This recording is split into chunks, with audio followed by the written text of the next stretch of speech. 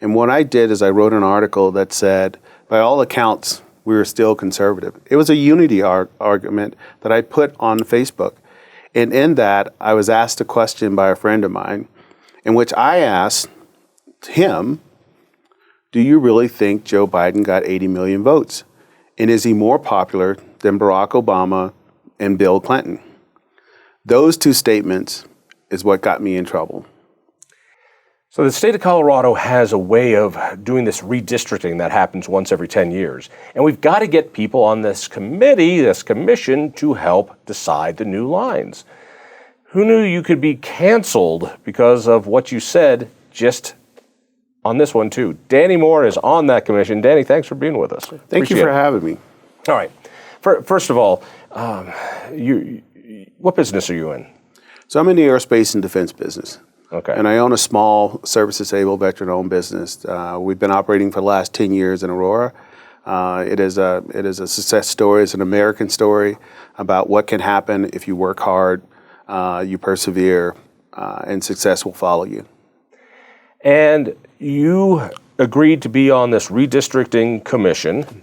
I'm assuming because of the pay. This is a pretty well-paid position. What is the pay on that?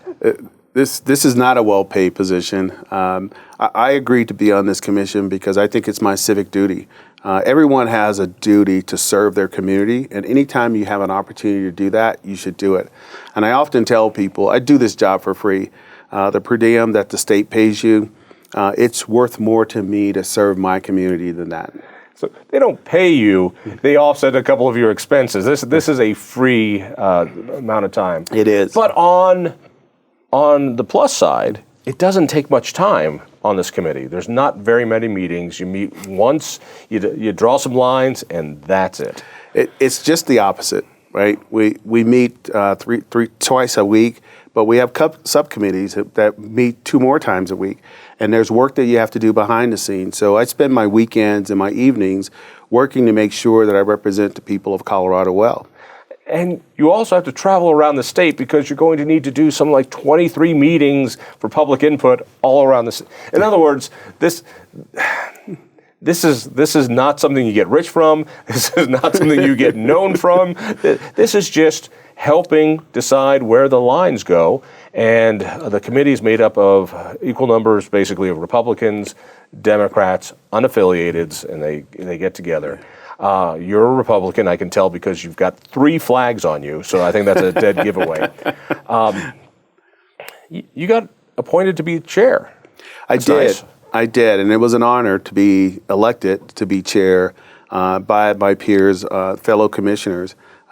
They knew from the beginning that I was conservative. They knew from the beginning that I was Republican. And I was honored to have that role. And my intent was to serve in that role as honorably as I could, because my first and foremost duty was to do what was right for the people of Colorado. And on that committee, doing right looks like what?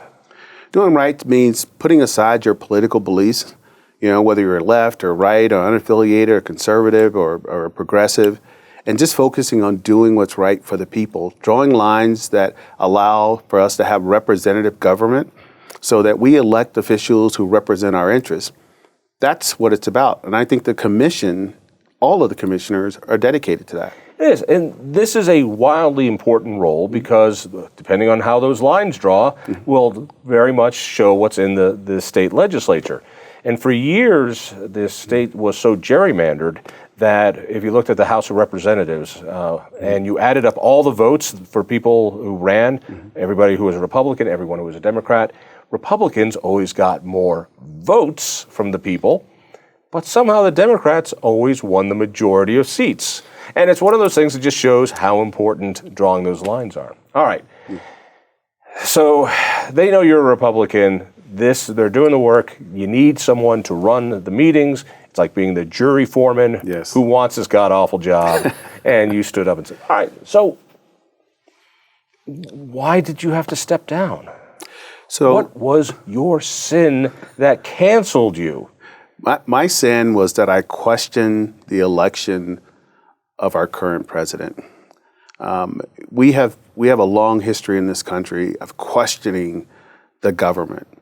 And it's almost our patriotic duty to question the government. It's our duty as a citizen. And what I did is I wrote an article that said, by all accounts, we were still conservative. It was a unity argument that I put on Facebook. And in that, I was asked a question by a friend of mine, in which I asked him, do you really think Joe Biden got 80 million votes? And is he more popular than Barack Obama and Bill Clinton? Those two statements is what got me in trouble. All right. Now, you got a gray beard just like me. I remember growing up that the prized goal was a difference of opinions, was the right to free speech, the right to dissent, that dissent was patriotic, that saying even the crazy things that's what we protected. That's why the ACLU went to bat for neo-Nazis in Skokie, Illinois, so they could speak. It's why Larry Flint, the pornographer, was celebrated on the left. Yeah, and you questioned the outcome of the election. What happened? Just tell me the actual mechanism that got you to step down. Did they vote you down? Did you step down yourself? I mean, what did it look like? Because you put out your thought on Facebook, which, by the way, never do. Never put your thoughts on Facebook. They'll come back to haunt you. Well, so what happened was there was a commission hearing in which several of the commissioners asked me to explain. One of the things that I don't do, I don't back down from the comments I make publicly. One of the reasons I don't do that, because it's my First Amendment right to do that. Those comments are not meant to harm or to hurt anyone. The comments are meant to generate conversations in a group. Many of the people who judge me don't understand the diversity of my circle, that my circle involves all political types, all gender types. And I would challenge most people to look at their circles because they don't have the diversity that I have. And my friends hold me accountable, right? When I say things that, are not exactly right, you can go to my Facebook page and see the accountability. That's what's missing now. I stood before the commission and basically stood up for my right, my First Amendment right. They also have the right to do what they feel is right. I don't hold anything against the commission. I respect their decision to do that. They voted you out? They voted me out. The same people who voted you in voted me out. Voted you out. Yes. Now, just to be clear, what about your vote? They vote you off the island, or they just voted you off the throne? It's not really a throne. It's the chairman's. Well, I wasn't voted off the commission, and I'm thankful for that because despite what I've been through, it's an honor for me to serve. I have a long life of service. Long before I joined the military, I served the community I lived in. I served 24 years in the military service. I've been serving this community for 25 years. So anytime you're asked to do that, I'm honored to be on this commission, despite what I've gone through. All right, let me see if I can dive down to this. Did anything in your position, questioning the presidential election, would that have had any impact on how you ran this commission, how you ran the meetings for this commission? I think nothing I said, absolutely nothing, would have had had on how I ran this commission. And all the actions that I took before I was terminated as a chair showed that I had intentionally moved forward in a bipartisan way. I was the first to appoint an unaffiliated, a Democrat, and a Republican to subcommittees. I did that in the name of fairness. Everything I did was to be transparent and to create trust. My being relieved of that position also aided in that trust. So that's why I hold no resentment toward it. But I am still the same person I was the day I was elected the chair. I am still the same person I was the day I put my name in the hopper to be selected for this commission. And I intend to serve this community with the best of my ability. Let me ask you the $1 million question. Do you think Donald Trump was the rightful winner of this election and that it was stolen? I think there's tremendous questions around the election. In all my time of voting, and I've been voting since I was 18, I've never seen 80 million votes. And there are some questions about it. And if we can get the answers to those questions, I think we need to ask the right questions. But to be put down and criticized for simply asking the question, that is un-American. That is not what we do. What we do in this country is we stand and we ask the question and then we demand the answer. Where I'm at odds with others is that they won't even ask the question. Let me ask the obvious questions for me. Mm-hmm. I don't know if you notice this. Mm-hmm. You're black.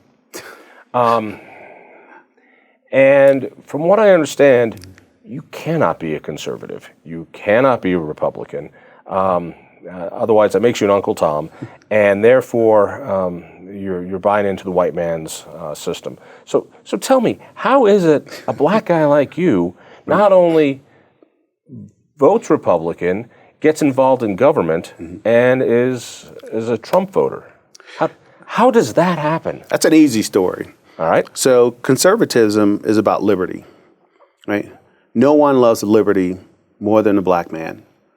Conservatism is about family, right? No one loves family more than the black community.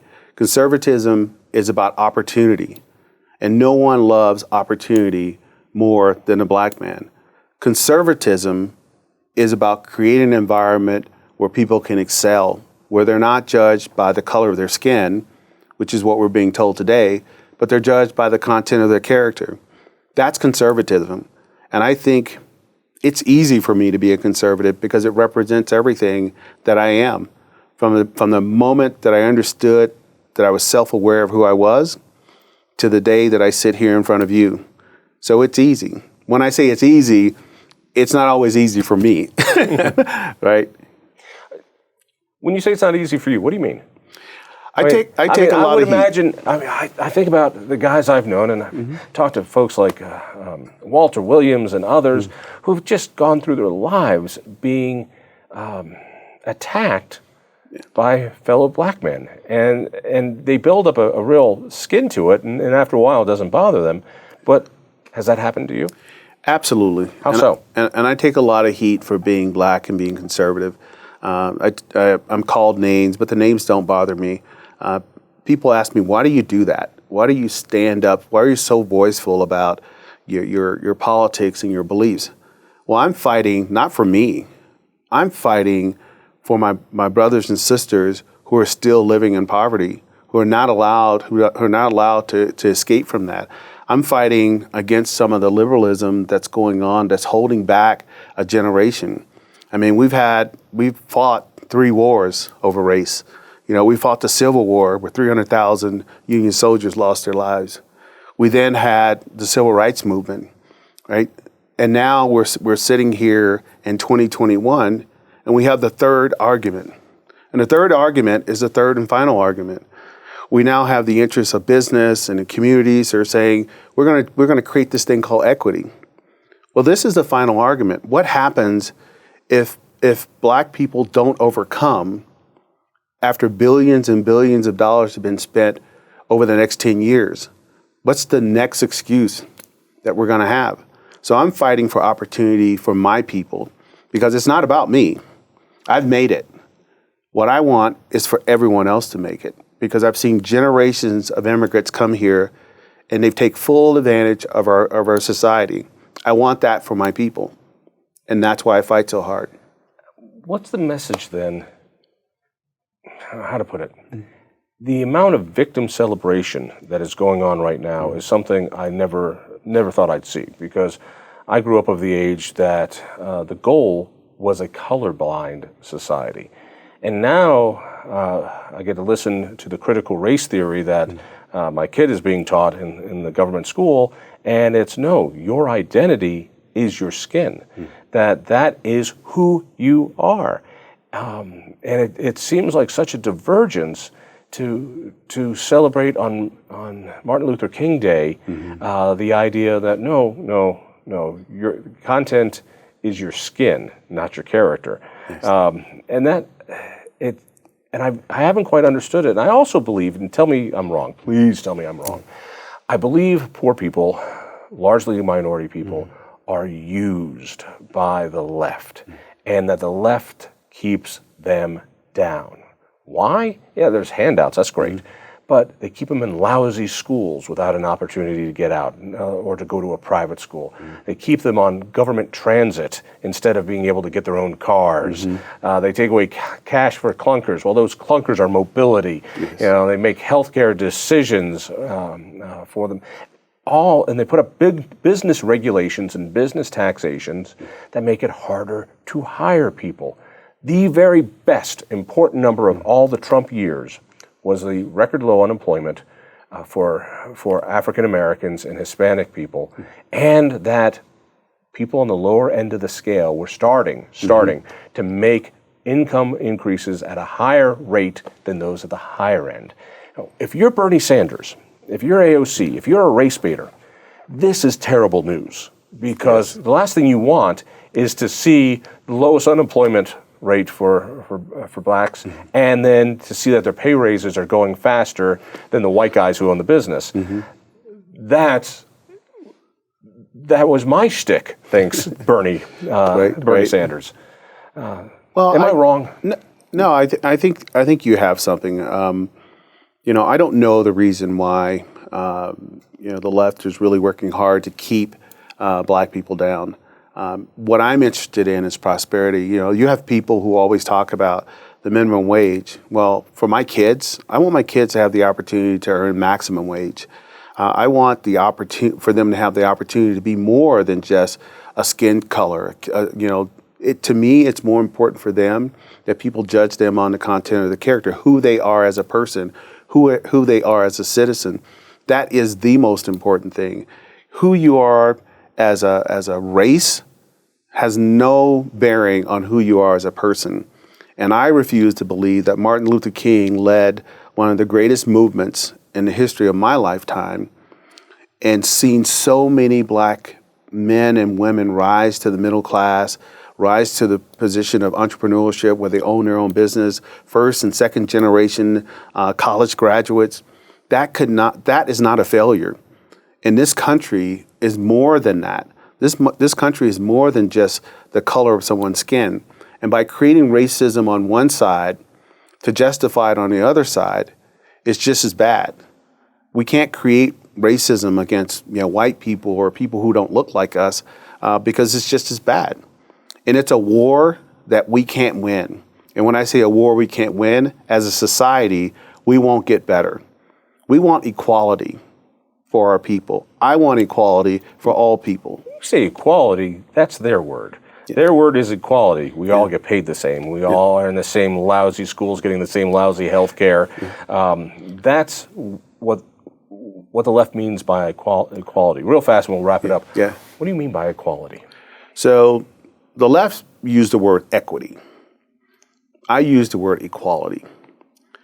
Equity means that if I'm here and you're here, you give me the same and we all just move up. Equality means that I have the opportunity on my own to succeed you in my work, in my value. That's what equality is to me. I don't want to be as good as you. I want the opportunity to be better than you. Equality means that. Equity means we're all the same. And I, for one, John, don't want to be the same. Way to end it right there. Danny, thanks so much. Thank you. If you enjoyed that conversation, by all means, click one of these other great programs. We have the best conversations with the most fascinating Coloradans. And subscribe to our channel. Just click down below and hit that little bell button too. You don't want to miss a single show.